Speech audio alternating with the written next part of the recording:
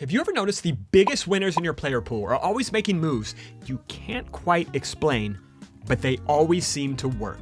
I'm going to show you the secret top winners know that most players completely miss.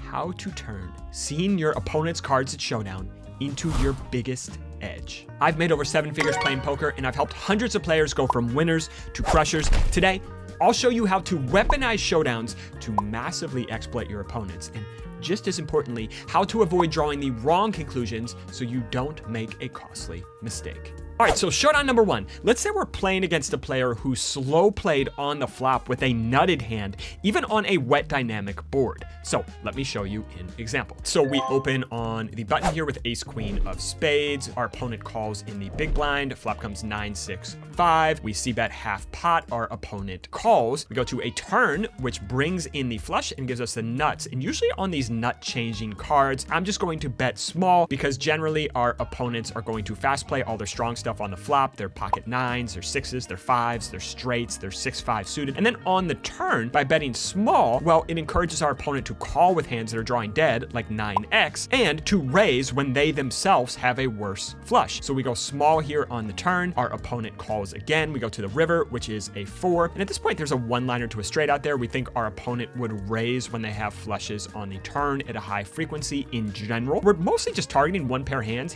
like ace 9, king 9, queen 9, maybe occasionally a river 2 pair, but we're not going to be able to go egregiously huge here because we just think most of our opponent's range is relatively weak and we would like them to call. So we go pot on this river. We don't go with an overbet. We're trying to get our opponent to call with that aforementioned range of hands. Our opponent puts in the call, and much to our surprise, our opponent has 8, 7 of diamonds here, so they trapped on the flop. So just from seeing this showdown, what can we say? Well, number 1, we could say that our opponent is going to be uncapped on blank turns. If our opponent is slow playing a straight on the flop on a wet dynamic board, they're also probably slow playing hands like sets and 2 pair at a decent frequency. So on blank turn cards, unlike the typical opponent at this stake, our opponent is going to be uncapped. They're still going to have strong hands in the range. What conclusions can we not make? What we can't say is their check raise range is going to be too bluff heavy. Just because they're not raising their nutted hands on the flop does not necessarily mean that when they do check raise that they're just going to be check raising draws. Now, they could be check raising draws, or they could just be the type of player who check raises top pair, top kicker, or an overpair to find out where they're at, but they slow play when they have their nutted hands. So in this situation, I think one of the most important things we can do is find what is the inverse. What can we take away when the opposite is true? So our takeaway here was when they called, they're going to be uncapped on blank turns. The inverse here then would be when they check raise, they just don't have enough of the nuts in their check raise range. You see the subtle delineation here. We can't say that the check raise range is too bluff heavy because we don't know that, but we do know that when they check raise, they're just going to be mostly trapping when they have their nutted top of range hands. So when they do check raise, their check raise range will not include those hands. Let's talk about a few exploits we can make against this particular player after seeing this showdown. Number 1, we want to go large on nut changing turns with value and maybe consider checking our bluffs. So let me show you. So same situation here. We open on the button. Our opponent check calls when we see bet on the flop. We get to a nut changing card, which conveniently gives us the nuts. And normally, like we talked about, my default here on these cards is just to go small to encourage our opponent to raise when they do have a flush themselves and to call with a bunch of their weak stuff. But a couple things are different here. Number 1, our opponent is still going to have some straights, some 2 pair, some sets in their range because we're playing against a trappier player. Number 2, because we are against a trappier player, even if our opponent did have a king high, jack high, 10 high flush here, they may not raise even if we bet small because they are trappy. So my deviation here is when we make a strong hand, we should just be putting the money in for them. I may just go with an overbet here on this turn, not expecting them to fold when they have 2 pair, a set, a straight, or a smaller flush themselves. And if we do get to the spot with a bluff, say ace 7 of diamonds here, normally, again, I would bet small because our opponents will raise a lot of their strong stuff now, and our opponents are capped getting to this turn, but that is not the case here. The problem is if we go small, our opponents may trap on this turn with their flushes, and they still may get to the river with a bunch of strong hands like sets and 2 pair because those hands trap on the flop. So against a trappy player who's not going to put in more money for for us. With our bluffs here, I may just consider checking back on this turn. And what's going to happen on the river is if our opponent has a hand like 9x or 6-7 or 5-7 or something like that, they're generally just going to check again with their showdown value. And if our opponent does have a flush or a straight, they're generally just going to come out and bet, because even passive trappy players, once we see bet small and check back the turn, at some point generally they're going to put in more money. So we can't really define our opponent's range ourselves by betting on the turn. So checking back the turn allows them to define that range for us on the river. And if our opponent comes out and bets, well, we just fold. And if our opponent checks, well, now we can get creative, come out with the overbet here and just choose the size that gets 9x, 6x, 5x to fold here on this river. Exploit number 2, we may want to go small on blank turns to recap our opponents. So what does this mean and how is this different from nut changing turns? Let me explain. All right, so let's say we get a 2 of clubs here on the turn instead of a deuce of spades and our opponent checks it over. Generally, my default when we get a blank turn is just to overbet here because I think our opponent is capped. They don't have sets, straights, 2 pair, etc. But I don't think they're folding flush draws or 9x. So I generally just put the money in for them. Against a more passive player, I may deviate here and choose a smaller size here on the turn, thus giving our opponent a chance to raise one more time when they do have those hands that trap the flop. One of the general heuristics I've noticed is even super passive trappy players cannot resist the temptation to start putting in more money on these wet dynamic boards if they are given a chance twice. Let me ask you guys, how often have you seen in your games where a player check calls on the flop and then check raises on the turn? What do they generally have in that situation? Well, they just almost always have the nuts, right? Even passive players can't resist. If we give them a chance twice, they're probably going to start putting in more money here with hands like straights, sets, and 2 pair. So on these blank turns, I would go small to give our opponent another chance to raise for us with both our value and our bluffs here on this turn. And when we have a value hand here, I would also want to go small because again, if our opponent's trapped on the flop with sets or 2 pair, by going small on the turn, we're giving them another chance to raise here. So both our value and our bluffs prefer going small on these blank turns. And the reason why this is different from the 2 of spades turn is because if our opponent has a flush, we haven't given them 2 chances to raise their strong hand. They've just made the strong hand on the turn. So generally they're going to check call on the turn and then raise on the river because they're passive. If they did have a hand that flopped a straight or a set or 2 pair or something like that, their hand has now been downgraded. So even if we bet small, they don't feel comfortable necessarily raising that hand now when the flush has come in. On the flushing turns, I like to generally go big, and on the blank turns, I generally like to go small, which is the complete opposite of how I usually play against the live player pool. So these exploits are great, but this is just the tip of the iceberg. If you want to learn how to exploit every single player in your game to the max, just like the top crushers do, check out our 28-day bootcamp or 7-day crash course. We are booking now for the summer, so sign up now and we will see you there. Finally, exploit number 3, and this one is my favorite. This is just pulling that thread and asking, okay, we know that they're going to have a lot of traps when they check call. So what does that mean when they check raise? When they check raise, we want to consider bet 3-betting with our bluffs and calling with a bunch of our nutted hands. So why would we do this? Let me explain. So let's say we see bet with 10-7 of diamonds here on this flop and our opponent check raises. Well, here I would strongly be considering putting in a bet 3-bet because we know this is the type of opponent with an inclination to trap with hands like straights and sets. So what does that mean when our opponent check raises the flop? Well, some draws, it could be some bluffs. They could just have like top pair. We don't really know exactly what their check raise range is, but we know what it's not. We know it does not include the top of the range at a reasonable frequency. So their check raise range is just not going to be able to withstand heat here. So if we do have a hand like 10 high, maybe some equity, some type of backup here, I'd just be considering bet 3-betting, knowing they don't have the absolute strongest hands in their range and just applying a ton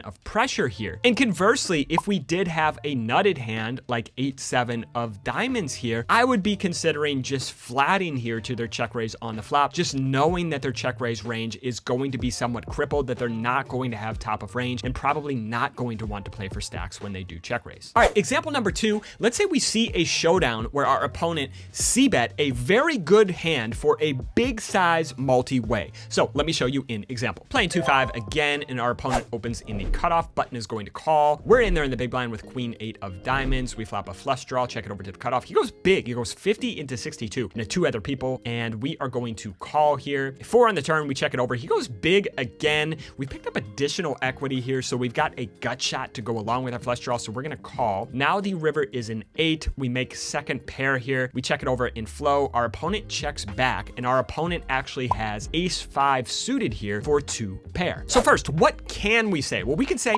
that the big c-bet size may be too strong. He chose a large c-bet size multi-way when he flopped 2 pairs, so we can say the big c-bet size may be too strong. What can't we say? Well, we can't say that the big c-bet size has no weak hands. We don't necessarily know that, so we don't want to draw the wrong conclusion. Next, let's look at the inverse. What kind of conclusions can we take away when they don't use the big c-bet size? Well, here we could say when they use a small c-bet size multi-way, they probably don't have enough strong hands. So we want to be careful with this wording. This doesn't mean they can't have any strong hands, but if they're generally choosing a big size with a big hand, that means if you see them choose a small size as a c-bet multi-way, especially on a board that's wet, that probably means that they don't have enough strong hands in that range that chooses the small size. What type of exploits could we make against this player? Number one, pretty easy. We overfold to the big c-bet size. So let me show you. When our opponent goes 50 here on the flop, if we have a hand that's worse than top pair good kicker, we should probably just be considering folding right now. Now, of course, we're going to want to call with all of our draws with good implied odds against a super strong range. So I'd rather call here with a gut shot, a hand like 8-9 suited, than I would a hand like king 7 or ace 3 or something like that. So we should just be massively overfolding on this flop. Exploit number 2,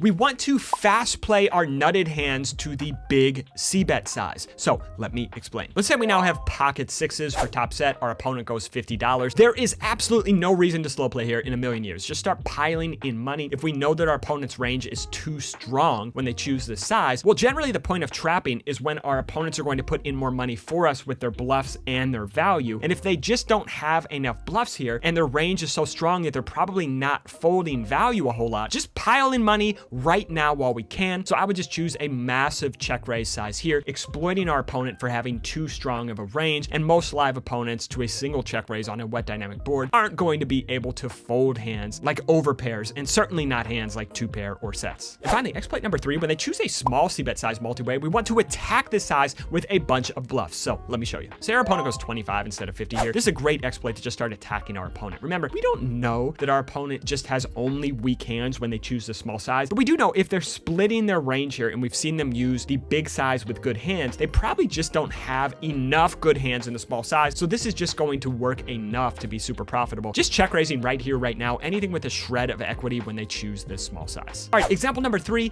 let's say we see an opponent who cold called a 3-bet with a hand like pocket queens. So let me show you an example. So in this hand, cutoff is going to open. We're going to 3-bet on the button with pocket kigglies. And now the opponent's going to cold call in the big blind. Flop comes 7 for deuce. We end up going bet, bet, bet on this board, and our opponent calls down with pocket queens. So what does this mean? Well, first of all, we can say that the cold call range includes some strong hands. Again, we want to be very careful with our wording here. What we can't say is the cold call range is only strong hands. Just because our opponent cold called with queens doesn't mean they're necessarily folding 6s or 7s, 10-9 suited. We also can't say that the cold call range is capped. If we haven't seen them cold 4-bet, they could possibly just be cold calling 3-bets when they do have a hand like kings or aces as well. So I want to be very careful with what we can say and can't say. Now the inverse here is where we get the gold. If we do see them start cold 4-betting, this probably means that their cold 4-bet range is going to skew to pocket kings and pocket aces pretty much only, because we've seen them cold call with a hand like pocket queens. So what are the exploits? Number 1, we want to dial down the bluffs post flop when they cold call. So let's say we have ace king and we 3-bet here on the button. Opponent cold calls in the big blind. Flop comes 7 for deuce and it checks over to us. Probably want to dial down the bluffs in this spot, because even if our opponent has a hand like pocket 8s, pocket 9s, pocket 10s, a slightly weaker hand here, they're probably just not going to plan on doing a lot of folding. Generally, opponents who are cold calling 3-bets are not the type I would try to get to fold in overpair in a 4-bet pot. And if they are cold calling with hands like suited broadways and ace queen suited or stuff like that, well, we are ahead of that range. I would just dial down the bluffing here, probably not trying to get this opponent type to fold a hand like pocket 10s or pocket jacks. Exploit number 2, we want to size up on low boards when we have hands like queens plus. So let me show you. So again, we got kings on this low board, and pretty much I would consider consider this any board 9 high or under in a 4-bet pot. When we have a hand like kings or aces here, we just think our opponent's going to have hands like queens, jacks, 10s, 9s, etc. Those hands are not going to be folding even for a large bet here on this flop. We lose some value against hands like ace, queen, but I think we more than make up for that because we just get to stack hands like pocket 10s or pocket jacks here almost all the time when we size up here on the flop. So we go 100 on the flop, and this just allows us to get the money in very, very easily over 3 streets, and we are going to get all of the money. Finally, exploit number 3, if we see them cold 4-bet, run. So let's say we've got Quigglies this time, cutoff opens, we 3-bet, and now they cold 4-bet out of the big blind. Well, in this particular situation, right, we've seen them cold call when they had a hand like queens. So generally, what does that mean when they cold 4-bet? Probably up against a range that is kings, aces. When an opponent does cold call with hands like queens and jacks and stuff like that, when they put in the cold 4-bet, I am just massively overfolding. We know their range is way too strong. Queens is not doing good against a range that is probably just kings plus, so I would just fold here in this situation. All right, example number 4, we see a showdown where an opponent checked back a nutted hand on the flop as the pre-flop raiser. So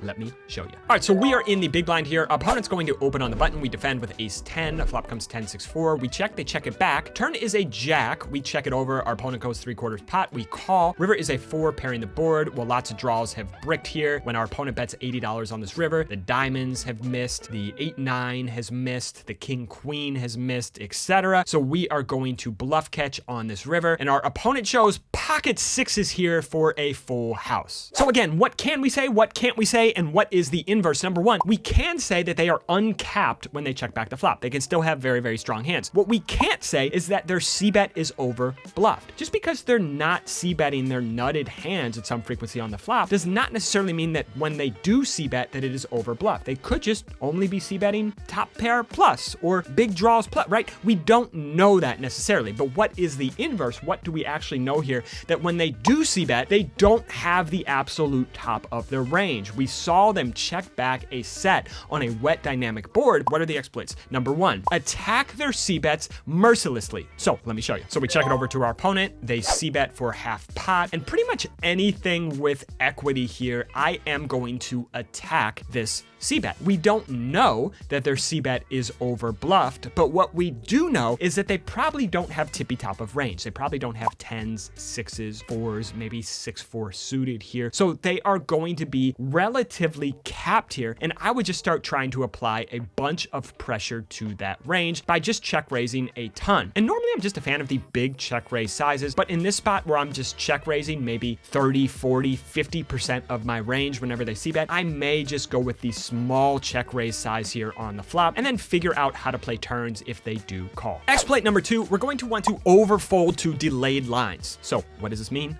I'll show you. When our opponent does check back the flop and starts putting in money on the turn, we should just be over folding, knowing that our opponent has probably a stronger range than they should because they are checking back their nutted hands on the flop. So probably wouldn't fold this right here, right now on the turn. Getting to the river here, generally this is a bluff catch spot against most players when the flop goes check, check, because most players just c-bet all of their good stuff and check back a lot of their showdown value and weak stuff. But against this particular player, we may be able to just make some hero folds here on turns and rivers, even with hands that look like strong bluff catchers in a vacuum. Finally, exploit number 3, when the flop checks through, consider playing an overbet or check strategy on the turn.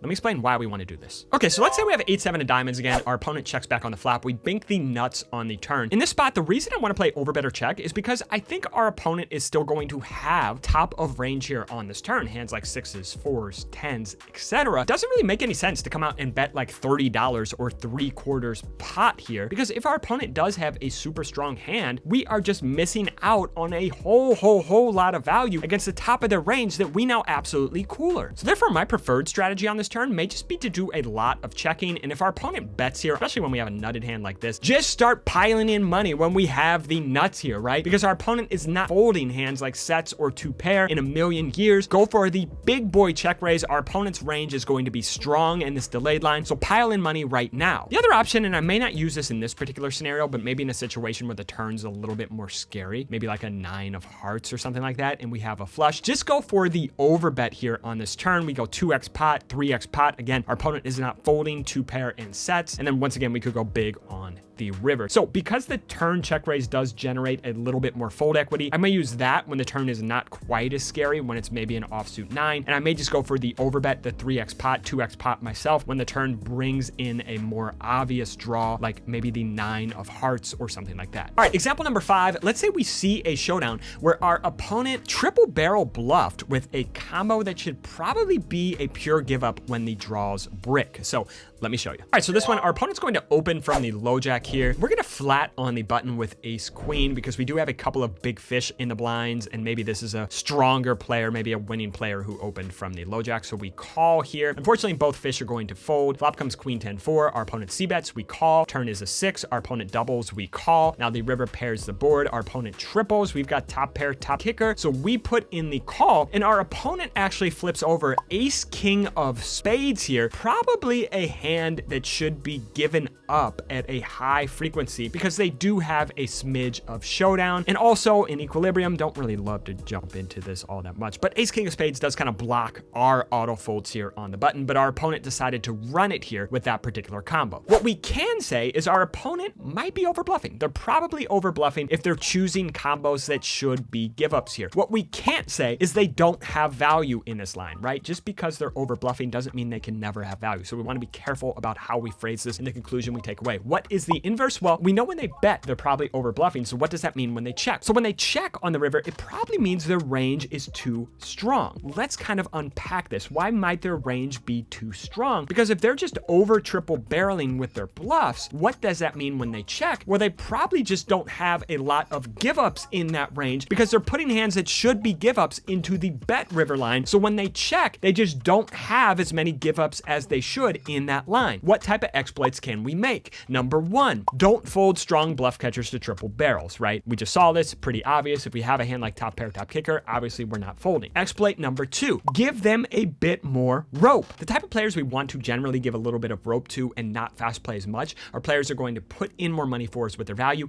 and put in more money for us with their bluffs. If we're against a player that we can deduce is probably over bluffing in a certain line, we are generally way less incentivized to fast play our strong hands because our opponent's just going to put it in for us with their bluffs anyway. Against typical live passive players, I'm a big advocate of fast playing because they generally massively under bluff and they have a hard time folding early in hands, but they're much more open to folding later on in the hand. So I like to pile in money early against passive players, but against a player who's going to be aggressive, against a player who's going to be bluffing at an appropriate frequency or going to be over bluffing, generally we just want to fast play way less and let that player put in money for us. Finally, exploit number 3, when they do check the river, we want to size up with value, dial down our bluffs, and fold almost everything to a check raise. So let me explain. So let's say we get to the 6th river now and our opponent checks. Well, remember, our conclusion here was when our opponent checks, their range is probably too strong because they just don't have as many give ups in this line. So generally, I would be incentivized just to size up here. When we had a hand like ace queen, knowing our opponent is not going to have as many folds as they should when they check here on this river because their bluffs are just going to bet. So I would just size up on this river, maybe going for an overbet when we do have ace queen. If we do have a bricked draw, maybe a hand like king jack or something like that, we just need to be careful about overdoing it with the bluffs if our opponent's going to be calling too much. So generally, if I think our opponent is calling too much, if I had a hand like king jack on this river, I just go for the very small size, maybe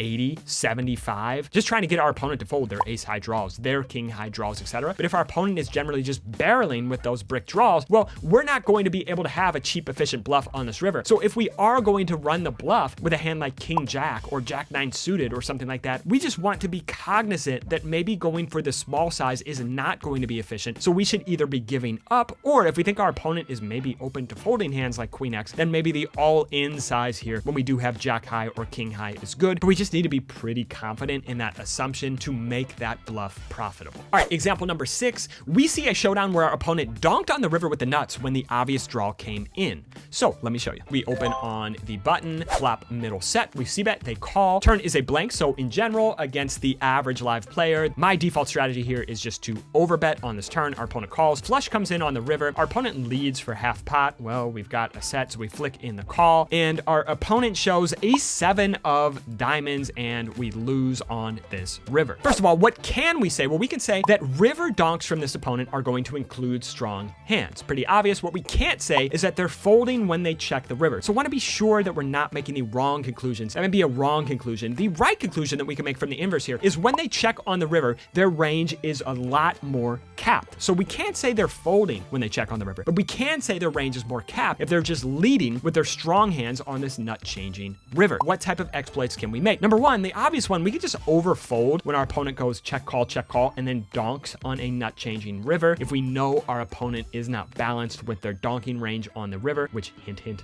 they're not, we could just be folding even when we have hands as strong as sets. Exploit number two, we want to bet much more thinly for value when they check on the river. So let me show you. All right, 6 diamonds on this river, and now our opponent checks. Well, if we know that they're going to be leading flushes here, we can make that inference. We saw them lead a flush on a nut changing river. Even when we overbet on the turn, we can just go much more thinly on this river, targeting hands like Queen X or 2 pair, and we can just bet thinly for value with impunity, knowing that our opponent doesn't have enough flushes in their range to really punish us for this on this river. Exploit number 3, we can just worry way less with bluffs about running into brick walls when they check on nut changing rivers. So let me show you. All right, so this time we have 10-9 of clubs. We c-bet on the flop. We overbet on the turn, picking up an open ender. We get to the river, which brings in the front door flush, and now our opponent checks here. Well, just like with value, we know that we can bet thinly because our opponent doesn't have enough flushes in their range. What does this mean when we have a brick draw on this river? Well, our opponent just probably doesn't have enough flushes in their range. And if our opponent isn't going to adjust and start hero calling us with 1 pair on this river, which hint, hint, most opponents are not going to hero call you with 1 pair when the flush comes in on the river. What does this mean? Well, it means their range is kind of crippled, and they have to make up for having a crippled range by calling with a bunch of weak hands. I just don't think that's happening. So what we can do on this river when our opponent does not donk is just apply the big boy overbet bluffs, knowing that they're not going to be able to hang on all that often. All right, next example, let's say we see a showdown where our opponent checks back on the river where they have absolutely no showdown value, and they even have a pretty good bluff combo. So what does this mean? Let me show you. All right, so our opponent is going to open on the button. We defend Queen 9 of hearts. We flop a flush draw here. Our opponent c-bets. We call. Turn pairs the board. We check. Our opponent goes big, so we just call here once again. River is a 3. We check it over. Our opponent checks back. We flip over our hand, and our opponent shows 8-6 of spades here. So they just give up on the river with 8 high in this spot with a pretty good hand to run it with. What does this mean? Well, what we can say is that they are probably under bluffing on rivers, right? What we can't say is that they're over folding or over calling if we bet. We don't necessarily know that. But the inverse here, we know they're under bluffing when they check back. So what does that mean when they bet? When they bet the river, that means they are probably way too strong because they don't have enough bluffs in their range. So what type of exploits can we make? Number one, when we check to them on the river and they bet, we should just be massively over folding. Pretty easy, right? They just don't have enough bluffs in the range. Number two, though, this is the interesting one. When we do have value, we should just be donk leading ourselves. So let me show you. Ace 3 of hearts in this spot. We defend. King 5-4. Our opponent c-bets. For some reason, we're just playing super passive today, so we call. Turn is a 4, pairing the board. Our opponent doubles big. We call, and we make a straight on the river. So in this spot, I would just be donk leading for a large size. And the reason why I would just be donk leading here is because our opponent is not going to put in money for us when they're bluffing. We saw them give up with 8 high. That means they're under bluffing. So therefore, if we donk and our opponent's going to call us with their value hands like King X, and if we check and our opponent is going to bet their value hands like King X, we're not losing value here from the bluffing parts of our opponent's range because our opponent's massively under bluffing. And the really cool thing here is, number one, we can use a bigger size than what our opponents would use. If we check to them and they bet, well, they may just go like 150 or 200 here if they had a hand like aces or ace king or something like that. And if we check raised, well, I guess we could do that, but check raising actually maximizes fold equity. The other thing is if we check to our opponent and they're the type who's under bluffing, maybe they just check back sometimes with a hand like king queen or king jack or king 10 or something like that, but they would never fold if we just come out and donk the river ourselves when the draw's brick. Against an opponent who is under bluffing, we kind of want to take control ourselves, and when we hit our hand, we just put in more money for them because generally they're not going to be be putting in money for us enough. All right, there's one more exploit here, which I think is an interesting takeaway, which is not at all obvious. So we can just be overcalling, meaning calling way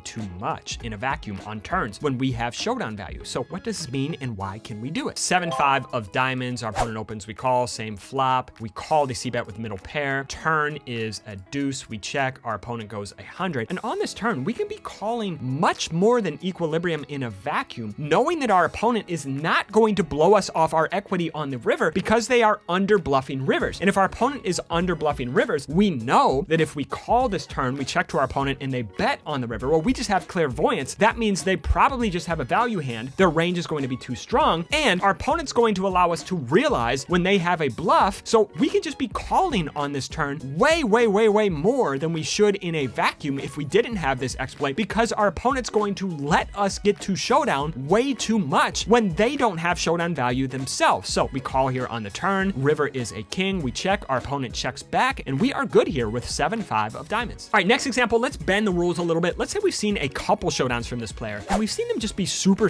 aggro on the flop. They've check raised on the flop both when they've had value and when they've had draws as well. So let me show you. So we open queen 10 off here on the button. This opponent defends in the big blind. Flop comes king 8-7. We c-bet. Our opponent check raises. We've seen them check raise in a spot both when they have strong hands like 7-8 suited, and maybe when they just have an open and straight draw like 6-5 of hearts or something like that. We've seen them be super aggressive with both their value and their bluffs. So what can we say here? Well, we can say our opponent is going to be more capped on turns in general, both blank turns, like the general player population. The general player population is capped on blank turns because they just fast play their value too much, but also on nut changing turns. When straights come in, when flushes come in, this player is going to be much more capped than the average player, even on nut changing turn cards, because they play their draws so aggressively. What we can't say is that this player is going to overfold to triple barrels because they'll be capped. Well, they may just call too much. We don't know that, right? But what is the inverse? And this is always the most interesting takeaway for me. When they do check call on the flop, their range does not have enough draws in it.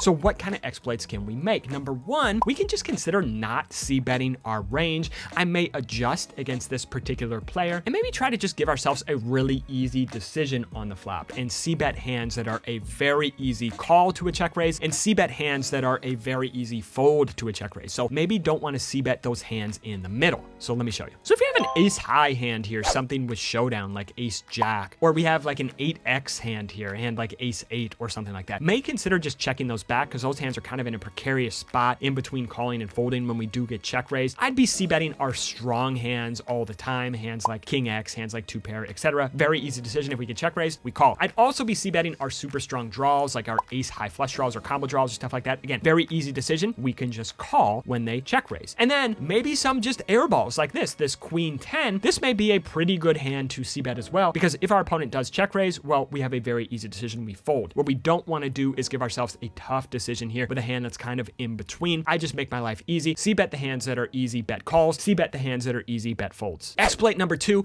we could consider sizing up on nut changing cards with both value and bluffs. So let me show you. So we c-bet with queen 10 here on the flop. Our opponent just check calls. Turn is a 6 of clubs. And against this particular opponent, I may just consider going with the big size here on this turn, knowing that our opponent is somewhat likely to check raise their strong flush draws, their straight draws, their combo draws on the flop. So when we get to this flushing turn, they are just going to have way less flushes in their range than the typical player. And this player is way more capped than the typical live passive player. So I may just be sizing up on these turns to start applying a ton of pressure right now to hands like king X, 8X with a straight draw, and then we can just plan on emptying the clip on a lot of rivers. Exploit number three, when they do check raise, consider just calling with nutted hands. So let me explain. Open sevens here this time. We're gonna get the same flop. We flop bottom set. We're gonna c-bet. Our opponent check raises. And this may be a spot I would consider just calling because our opponent is going to have a lot of bluffs in their range. Hands like open and straight draws, hands like flush draws. And sure, our opponent may just never fold if they have a combo draw here if we bet 3-bet. They may never fold if they have an ace high flush draw. But what about their hands that are just gut shots or 6 high straight straight draws, or just the stiff ace of clubs with something else going on, right? Against an aggressive player who's capable of putting in more money for us, we generally want to fast play less and just let them put in the money for us with both their value and their bluffs. So I would consider just calling here. We're against a typical live player who's going to be raising too much of their strong stuff. I would just put any bet 3-bet. All right, next example. And once again, we've seen a couple showdowns from this player to gather data on. This particular player, we've seen them c-bet the flop, both when they have value and when they've completely missed, but they've checked back when they have a showdown value type hand. So let me explain. All right, so this player opens on the button. We defended the big blind with King Jack. You didn't think I was gonna let this video go the whole time without this flop, did you? We check it over. Our opponent checks back. Turn is a 4. We put in the overbet. Our opponent calls for value. River's a deuce. Once again, we go big for value. Our opponent calls, and our opponent has ace-9 suited here in this spot. So what we can say is our opponent's c-bet range is more polarized